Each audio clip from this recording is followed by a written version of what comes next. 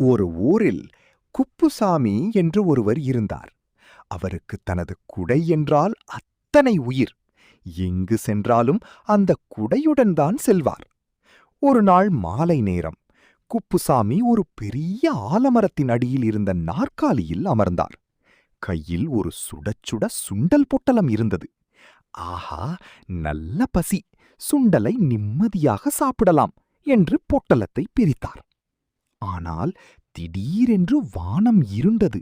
மின்னல் மின்னியது. சடசடவென தூறல் போடத் தொடங்கியது. உடனே குப்புசாமி சற்றும் தாமதிக்காமல் தனது பெரிய குடையை விரித்தார். மழை நின்ற பாடில்லை.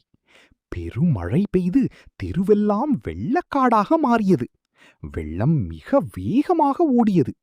துரதிர்ஷ்டவசமாக குப்புசாமி அமர்ந்திருந்த இடத்தைச் சுற்றி வெள்ளம் சூழ்ந்து அவரை குடையோடு அப்படியே அடித்துச் சென்றது. குப்புசாமி பயப்படவில்லை. குடையை தலைகீழாக பிடித்துக்கொண்டு ஒரு படகு போல அதில் அமர்ந்து மிதந்து சென்றார். வெள்ளம் அவரை ஊரை தாண்டி நேராக கடலுக்குள் கொண்டு போய் சேர்த்தது.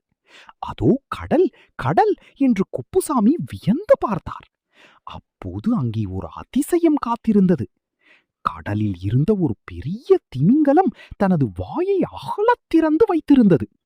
குப்புசாமி குடையோடு அந்த திமிங்கலத்தின் வாய்க்குள் வழுக்கிக் கொண்டு உள்ளே சென்றார்.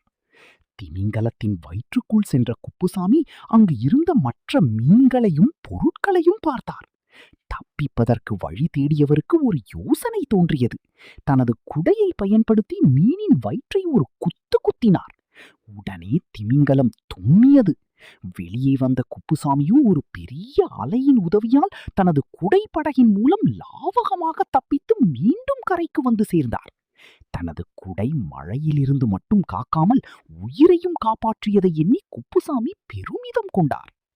கதையின் நீதி என்னவென்றால், சாமர்த்தியமாக செயல்பட்டால் எந்த இக்கட்டான சூழலில் இருந்தும் தப்பிக்கலாம்.